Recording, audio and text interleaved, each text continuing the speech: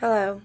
Today I will be talking about a client that I worked with in my placement and her family and some of the treatment plans and interventions and models that we used in order to treat the problems and reach the goals that we set together.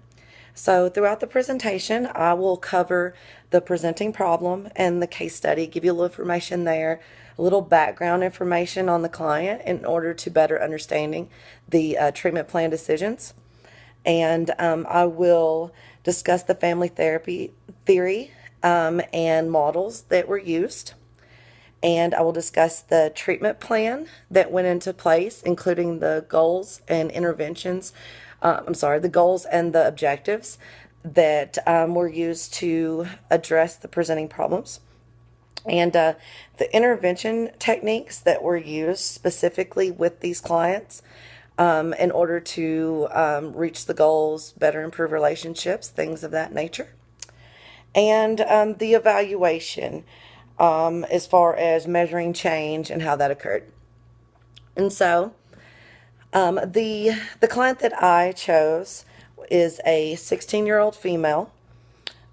She has a history of abuse and was brought into our facility for suicidal ideations, self-harm, and difficult interactions with her and her foster mother. She has been in the custody of the foster mother for 2 years, along with other siblings in the home, and she was safe up until this point when she began harming herself and others. She began acting out and presented herself as a risk to herself and to her siblings that she lived with. So therefore, the foster mother was heavily involved in the treatment process. The 16-year-old female, we'll call her Ashley, was diagnosed with borderline personality disorder. We know that we do specific interventions with a diagnosis as such. And the foster mother, we'll call her Deborah, just so for confidentiality purposes. The therapy model that I chose in working with these clients was the multi-systems therapy model. Throughout this model, we were able to use this to identify meaning within the clients involved. And what I mean by that was meaning for change, meaning for motivation, meaning for treatment. With borderline personality disorder, it's often difficult because the client, has such a high sensitivity, high reactivity, and slow return to baseline, that it is important to figure out, those people that are her support system, the reason why she wants to improve her behaviors. And it's very important that I had to remind her of that very frequently. So I felt that was a essential part in the treatment process, was identifying that meaning. Through this, we used different techniques in DBT, which I'll discuss in just a little bit. And also, we used this social learning therapy model to identify the function of the behavior. We were trying to figure out, what the patient was trying to gain or trying to avoid through her actions. And so this therapy model allowed us to kind of look into the function of the behavior and the reason why the patient was behaving the way that they were. This also helped the foster mother because we were able to identify, their function of the behavior as well and what they wanted to gain or avoid. And we were able to compare and contrast these wants and needs or types of avoidance with each other's goals and with each other's interactions in the solution and the problem. As far as the treatment plan, like I mentioned, my client's diagnosis was borderline personality disorder. And so, I wanted to do some specific goals directed towards her and her interactions with her foster mother. One goal that we identified with the patient was to identify 6 skills to assist with self-harm. The objective for that goal was that the client will participate in weekly sessions. Those weekly sessions included interactions with me and interactions with the foster mother through in-house sessions or over the phone.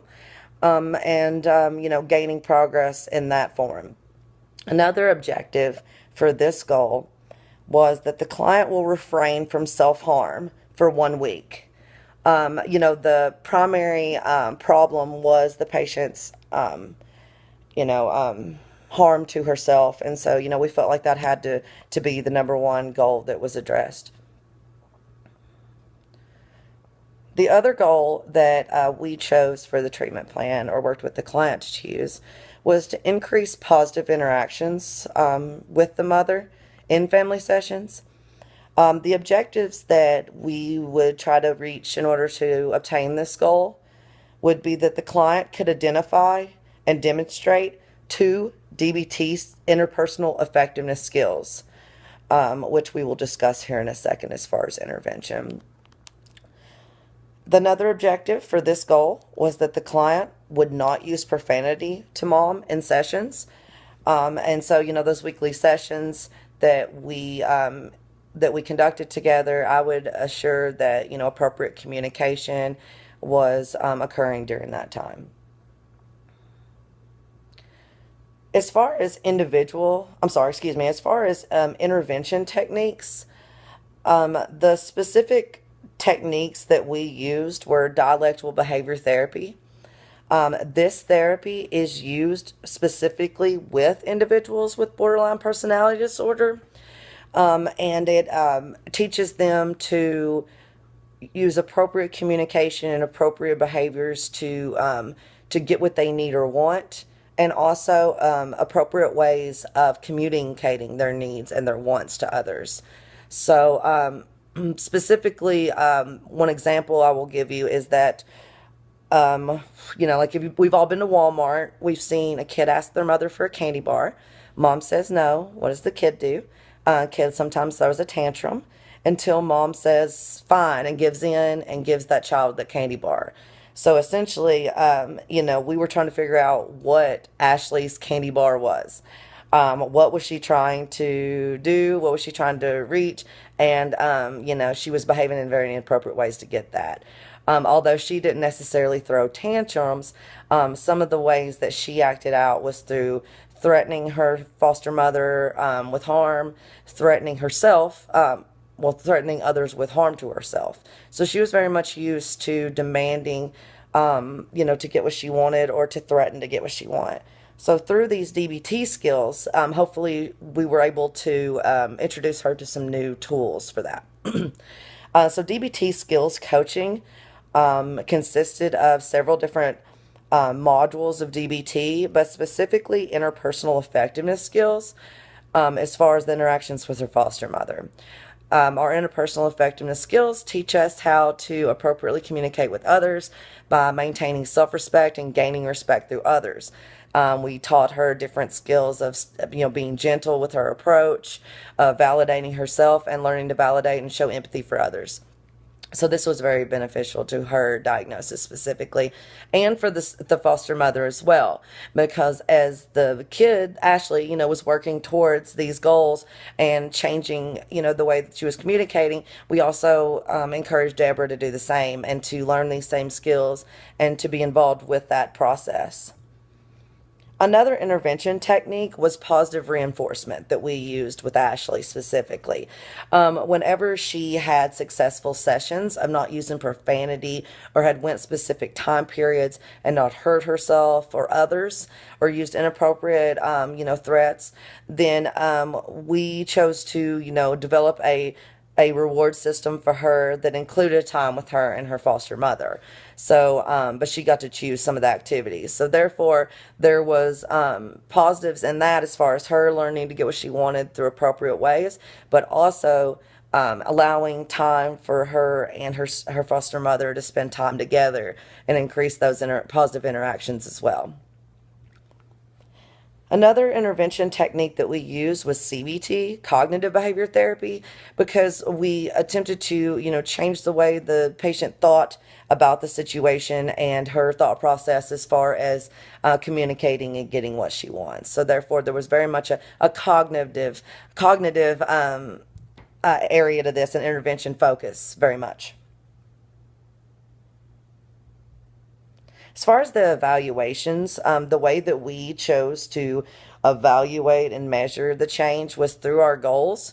Because the client's meeting, we would observe the client, and we made our goals very specific to things that could happen during the session or things that the client could report.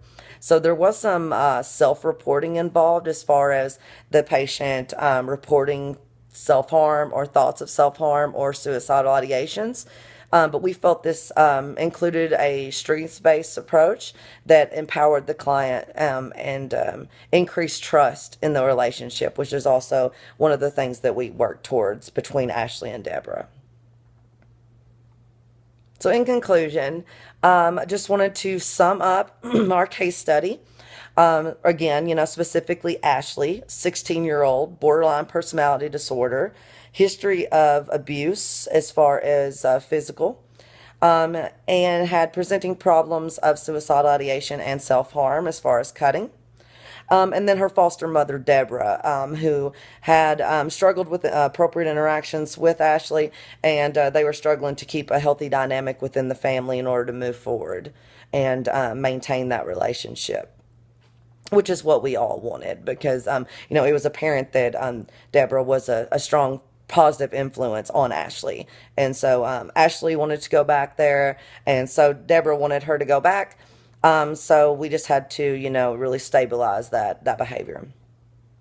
Again, remember we used a multi-systems theory and social learning therapy to kind of, change the dynamic, look at the dynamic of the family, to identify meaning using DBT, and also to identify the function of the behavior as far as what are we trying to gain, what are we trying to avoid, figuring out what we're doing, why we're doing it, and then helping each other all reach the same goal in the end.